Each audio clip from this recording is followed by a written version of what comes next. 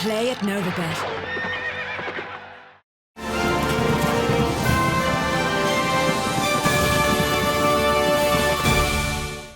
Hello and a warm welcome to another edition of the Irish Angle in association with Novibet. As usual, I've Emma Nagle here today with me, but unfortunately we've no Johnny Ward. He's unavailable today. Other things got in the way. Emma, anyway, big week to look forward to. We've got Galway coming and Goodwood. You're going to Galway as well, aren't you? Yeah, we'll miss Johnny today, I suppose, but plenty to talk about this week, I suppose. Galway, Goodwood, a lot going on there, and plenty of news from last week as well, so we probably won't be stuck to fill the time anyway. No, without a doubt we won't. Well, look, I'm going to start off with a little short thing first, just a little bit of a good news story. I was contacted by a fan of the racing site. His name is Niall Westcombe. He lives in the UK, but he was recuperating after an operation, and he was looking for a book that Kevin Blake wrote many years ago. The book is called It Can Be Done. It was about betting for a year. Anyway, he'd only heard about the book recently, wanted to get a copy of it, tried to buy it on Amazon and other booksellers online and couldn't get it. So he eventually contacted Kevin Blake, and fair dues to Kevin. He had a couple of copies at home, sent him one, wouldn't take any money for it, and paid for the postage and packaging as well. So Niall asked me to just mention that. It's a nice story, nice thing Kevin did, fair dues to him. Anyway, we'll move on to bigger and better things from last week. Well, some first of all, a sad story. Istebrak passed away, 32 years of age. What an iconic horse he was. And Emma, you had a close relationship with him only recently.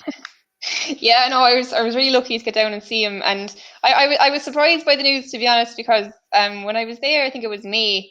Like he was his 32nd birthday, but like he wouldn't have even said he was 16. He looked absolutely incredible, but I suppose time catches up to us all. Yeah, and it was really sad news, I suppose. Like just seeing what he meant to everyone down in Martinstown, all the staff. He was obviously the favourite down there, and even to JP and Noreen and everyone who had any involvement in him. He was obviously the star of the show. But look, I don't think many horses live out a life like that. So he was very, very lucky. But what a racehorse as well. Obviously, I don't remember him running.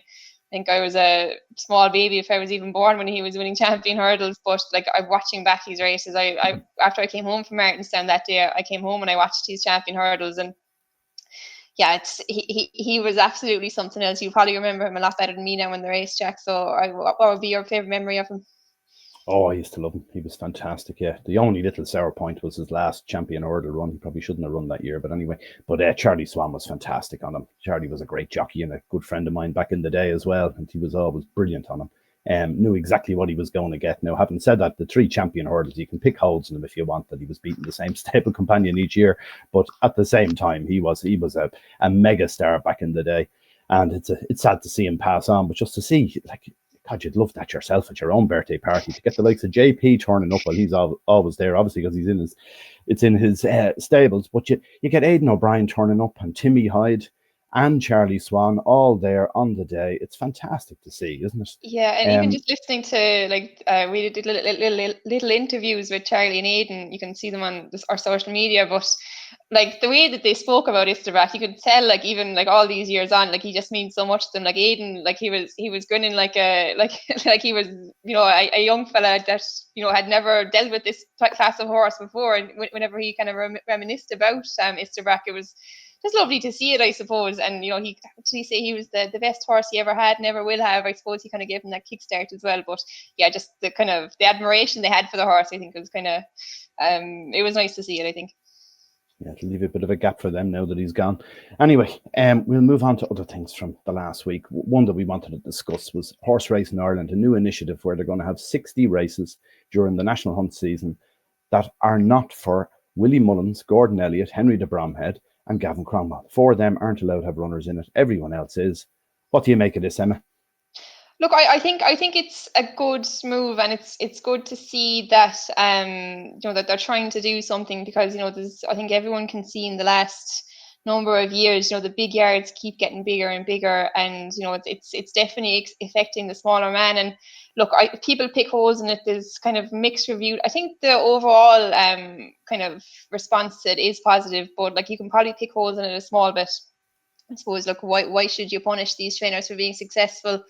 But at the same time, I think it's kind of more looking at kind of giving the smaller trainer a chance to get these owners. If there's bumpers and maiden hurdles and beginners chases. I know there was races before. They had handicap hurdles, kind of was it 10 or 12 of them every year for trainers with less than, was it 20 winners? But I think having the likes of bumpers, maiden hurdles, beginners chases, it's much more kind of forward thinking, because, you know, you could go to the sales with an owner now and say, you know, we've a real good chance of winning a bumper with this horse. You know, you're probably not going to bump into Willie Mullins Supreme novice hurdler there when he goes for his maiden hurdle. You know, I think, you know, it's a good move, I think. I'm not sure what you think of it, but I think it should maybe look how much of an effect it's really going to have, but it should help spread the horses around to different yards, I hope, anyway. Yeah, I think overall it's a positive. There's no doubt about it. Because something has to be done, because these four stables are literally winning every single race, and we're seeing that every season there's one or two of the lower trainers are dropping off the radar altogether. They're just gone out of the game, and that can't be a good thing long term for the sport. So they have to do something. It's a bit of a blunt instrument for me. It's just going straight at the four, and it doesn't take into account there's a huge amount of owners that have horses with those four stables that don't actually win races at all. And they're precluded now from running in the very 60 races where they might have had a chance of getting some of their expenses back. That's the one negative for me. But overall, look, I presume what will eventually happen here is that if you have a horse that isn't really good enough to be in Willie Mullins's or Gordon Elliott's or whatever, you'll move it somewhere else, and maybe that gives someone else a bit of a run of it and gets a few quid out of it. So probably it's a positive overall anyway. Yeah, I can see your point in that, to be fair, but like a horse who's probably not good enough to beat Willie Mullins would probably be a star in a lot of the smaller stables around the country as well. So there's no harm in having that as well. You know, if it was only a handicap chaser who'd probably be way down the pecking order, and the likes of Willie Mullins is, you know, a small trainer, you know, in a bit further out, who had maybe 10 horses, he'd still be star of the show there. So, you know, I think, you know, there'll definitely be good coming out of it, I hope, anyway. Yeah, hopefully so. Anyway, we'll look at the racing from last week. We had a few things to look at here. First one is the big race from Ascot on Saturday, the King George and Queen Elizabeth Stakes. We had Augustus Rodin was favourite. According to Aidan, the good to soft ground was what scuppered that performance. Then he also had Luxembourg in it, which lost 2 shoes. And then the winner, Goliath, French-trained horse, with 2 string halts. I don't think I've ever seen that in a horse before. I've seen one plenty of times, and they're always a fascinating thing to see in the parade ring, walking around with the leg popping up all the time. But to see a horse with 2 is very unusual. What did you make of that, Emma? Yeah, it was strange, right? I suppose a bit of a shock result. I thought the commentary was quite good. Giant Slayer by name and by nature, and yeah, it was a shock. I mean, the winner was rated 112, like Auguste Rodin rated 123. It definitely wasn't the result we were expecting. I suppose you can kind of question, did the pacemakers go a little bit too fast? I'm not sure what you thought now, but like, they win quite hard, and you know, Auguste Rodin, he kind of has the habit of that, spitting out dummy a small bit when things don't really go exactly how he might want it to go. The ground, look, Aidan's interview after, he did sound quite worried about it. I think they walked the track beforehand, and it was a lot softer than they had hoped for. But still, you know, Auguste Rodin, he just has that race in him, doesn't he? He's brilliant, or he's not so good at all. And Luxembourg was really disappointing as well after he won an Epsom. Thought he might have maybe turned another corner again, but again, pulled the 2 hind shoes, probably didn't help his efforts either. But yeah, big win for the French horse, and another gelding who can't head to the Arc, unfortunately. But yeah, the string halt, it was quite, it was probably as bad a one as you see, like you said, on 2 legs. You wouldn't see it too often, but didn't seem to affect him in the race anyway. Yeah, the other thing around the ground from Aidan's point of view is they said they walked the track beforehand. They were very worried about the ground. I suppose they brought the horse over. What were they going to do? They may as well run him anyway, even if he's not going to win. But you would think if they were talking about the ground being very poached and cut up on the inside. So why did they run the horse there? They could have brought him out the route that the winner went up. The outside would have been a better performance. I'd suggest anyway they would have got a better performance out of the horse. But anyway, I'm sure there'll be plenty more days for Augustus Rodin. I'm talking about Japan, as the main target later in the season. So it'll be interesting to see how that works out. He's a bounce back horse anyway, as we know from last season. Anyway, one other thing from yesterday, very interesting little race in a way, a minor handicap chase at Uttoxeter, but there was a dead heat in it, and then the stewards in the UK decided to kick out one of them, ridden by Danny McMenamin. The horse had been in front, made a mistake at the last, and Danny lost his irons, and then the horse, I don't know what he did, because I've watched it a few times and I still can't work out if he did anything wrong. He wobbled off a straight line somewhat when Danny lost his irons, but he was clear of his nearest rival, who stayed on dourly in the closing stages. 2 of them went by the line, inseparable, dead heat, and then the stewards decided that Danny's horse had interfered with the other one, so they reversed the result, or demoted his one to second. What did you make of that, Emma? Yeah, it was definitely one of the strangest stewards inquiry results I've ever seen. I didn't see the race live now, but I kind of saw all the traction it was getting on social media, and I watched it back, and I watched some of the explanations of it afterwards. And the steward's report was absolutely kind of really hard to understand. It. They were kind of mentioning how the horse had made a mistake at the last fence, and how the rider had lost his irons. Not sure how that's relevant at all to the changing of the result. I suppose crossing the road there, they're saying he changed his legs and went a bit off his line. I don't think there was anything at all in that would kind of justify disqualifying him from the race or demoting him to second place. It was bizarre. Like, I don't think in Ireland there probably wouldn't have even been a steward's inquiry into it, and to look into it maybe is one thing, but to actually take action on it, I thought it was really, really harsh, and you'd feel sorry for the connections, because I don't think there's anything that horse or rider could have done differently. He went very, very marginally to his right going over the road, but you'd imagine most horses probably do that coming over that kind of a crossing. Yeah, it was bizarre. I've never seen anything like it, and the stewards probably need looking into after that one, I'd imagine, because it was really, really strange, and I don't think anyone kind of agreed with the decision on social media anyway, by the looks of it. Yeah, the only good thing about it is that it was a help for punters, because if you back the favourite, which is the one that dead heated and eventually got the race, you would have had dead heat rules, so you'd have half your stake at full odds or whatever. So it ended up you got your full return there at 5-2. And if you did back the Danny McMenamin one, which was a 66-1 chance, it does get demoted, but you get double results. So I'm sure you'd be all right there as well. So no harm done, I would have thought. Anyway, we'll move on. Big things this week. One of the biggest weeks of the year from a racing point of view. And I'm sure most of our audience watching will be all excited about Galway and Goodwood this week. You're heading to Galway, Emma, for a couple of days, are you? Yeah, I can't wait. I'm going down on Wednesday and Thursday. I go to Galway nearly every year, I'd say, since I was a teenager. We used to hire a bus and go up and down on the day, but started going then for a few days as I got a bit older.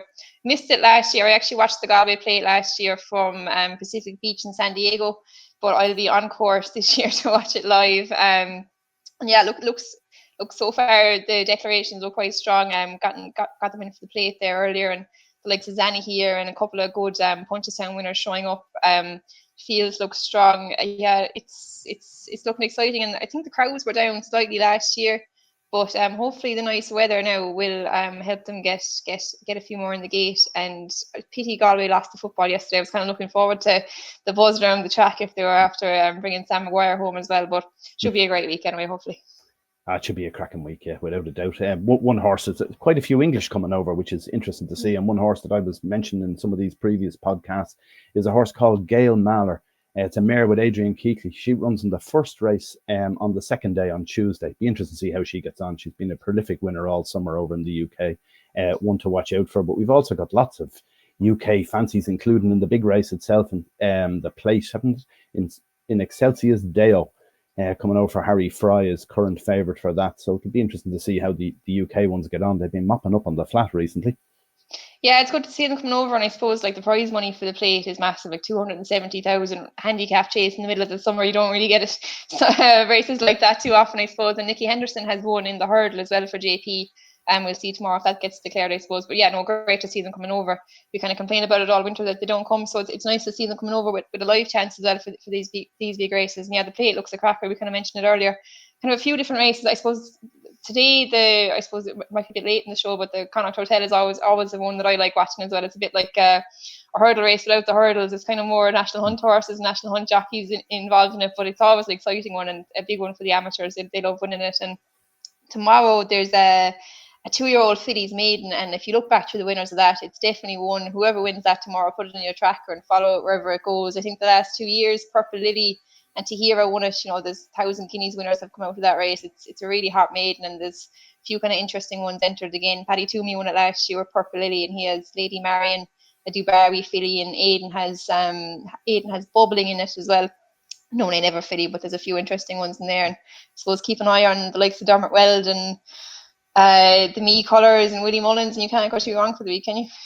Yeah, Willie Mullins, he's going to mop it up, isn't he, all through the week? He seems to do that the last few years. He used to be, back in my day, it was always Dermot Wells. Anthony Rand would start, short price favourite. Now it's Willie has taken the mantle, though. Looking at it, well, looks to have a few little sneaky ones in there, even though it hasn't been having the best run recently, but his good horse retired to stud as well after winning the English Guineas. So interesting. Look, it's an interesting week's racing, but you got to be careful betting there. It's madness. Only looking at today, the first day of it, just looking at the betting, there's horses getting plunged on all over the place. So you've got to kind of put earmuffs on when you go to Galway. I think if you're going to be there for some of the week or most of the week, you got to be careful, because you'll be getting tips all around the place, and most of them are absolute dirt. They will not win. You got to just stick to your own opinions, I think. So anyway, we'll try and give a tip each for Galway. What would be your best for someone to back during the week, Emma, at this stage? I was tipping Danny here for the fleet, and I'm getting a bit more confident on now, seeing that Jack Kennedy was jacked up on him there. He was 12-1. I'm just going to check what price he's gone to now. He's 9-1 now with Jack up on him, but still, I think it looks like a good price. Like, he was very, very close to being a proper Grade 1 horse over hurdles. He's rated £11 low over fences. And to be fair to him, like, his form figures probably wouldn't fill with a whole pile of confidence. He's kind of been beaten out of sight in a few Grade 1 chases, but this is a massive step down in company. I think he jumps okay. He can make the odd mistake, but he won his beginner's chase in Thurles, and Thurles is quite hard to jump around. It's this fence is going downhill. It's quite a sharp track, so I think he should take to Galway fairly well. Gordon won it last year. Ash Tree Meadow and Zanny here. Look, he's got a nice weight there. 10-11. Jack Kennedy on board. I don't think Jack has been riding an awful lot now on the run up to Galway. He wrote a winner at Killarney and seemed to maybe be minding himself for this. And I hope maybe he's out of here though. He's minding himself for. So I think 9-1 looks a fair enough price about him. Good stuff, yeah. All right, I'll throw one into the mix. This comes with a little bit of a health warning now, in fairness, but it's called River Derwent, and it runs in the 8:15 Tuesday. Last race on Tuesday, trained by Thomas Coyle, and it's rated 68. This could be thrown in here. I think there's a real possibility that it could be a good thing, but it's got one big problem. It's a slow starter, and it's in a mile handicap, and if you miss the break, you're gone here. It's drawn 5 as well, so it's got a perfect draw if it breaks, but if it doesn't break, it has no chance. But I'd nearly take a chance it'll break this time, because they know about it. It's got a Galway owner. They've been planning this, I would say. And this was a fair horse when you go back a few years ago. It was trained by Joseph O'Brien at one stage, second in Galway when it was rated. I think it was rated 78 at that stage when it finished second for Joseph. It's £10 lower now. It's won 3 times at Dundalk when it was trained by Dick Donoghue in late last year and the early part of this year before it moved over to Thomas Coyle. It's already won for him as well. And they ran it over a round trip the last day. It was too far. It was 1.25 miles. The trip is too far. I think this is the perfect distance. Everything's right. If it breaks. So there you go. Anyway, they all come with a wealth warning in Galway. And what about Goodwood? That's going to be a cracking week too, isn't it? Some fabulous horses running there. Yeah, it looks like it's kind of maybe half forgotten about here in Ireland when Galway's on. It's kind of hard to keep track of all of them. If you're on track anyway, I suppose if you're at home, it's a brilliant week of racing. But like you said, it's a tough week of hunting with so much racing on, and the kind of the way Galway is, all the handicaps and stuff. But yeah, the action in Goodwood looks good so far. I suppose we've some declarations in Kiprios tomorrow, backing up that Gold Cup win in the Goodwood Cup. He won it 2 years ago, I think. Look, there doesn't seem to be a whole pile in there to oppose him with. Sussex Stakes probably looks like, although not a massive field, it looks like a cracker. Rosaline and Henry Longfellow coming back from the St. James's Palace. That should be a cracker. And Richard Hannon's colt, like if he wins that again, he's kind of solidified himself as star of the season on the flat, you'd have to imagine. And Thursday then we'd have, or was it Wednesday, the Nassau, some of the good fillies, Opera Singer possibly, and Paddy Toomey's Purple Lily. That 10 furlongs looks like her trip as well, so it'd be interesting to see if she lines up. But yeah, good action there. Anything you're looking forward to? Well, I saw one in on Wednesday. Is it the Malcolm it runs in? One you were on about a couple of weeks ago. Usti Atoy, is that how you pronounce it? Donnick O'Brien, Ryan Moore booked to ride. Yes. This one last time out, didn't it? It's one in Tipperary. I liked the run of the second horse that day, Powerful Nation, which I thought was a little bit unlucky. But at the same time, you fancied this. This could run well at a nice price each way in a 16-runner race. Yeah, he won at a big price in Tipperary, like you said. He was a bit of a surprise winner that day. But, seeing Ryan Moore booked is definitely an encouragement. And Donnacha O'Brien's stable is absolutely flying this year as well. So wouldn't be no shock to see him take another step up there. He'd be one to keep an eye on, definitely. Good stuff. Well, look, enjoy your few days down in Galway. Don't go mad, either drinking or punting or whatever. Keep yourself together, and we'll see you again next week when we'll do the same. And hopefully Johnny Ward will be back. And anyone who is going to Galway, or even if you're watching it on TV at home, do gamble responsibly. It's a crazy week. Don't get caught up in it. And make sure to subscribe to our channel. We'll have more shows during the week and little bits and pieces of videos popping out with different tips for different races if you're interested. So do subscribe to the channel and you'll get notifications about it. And have a great week. And we'll see you all again this time next week. Bye for now.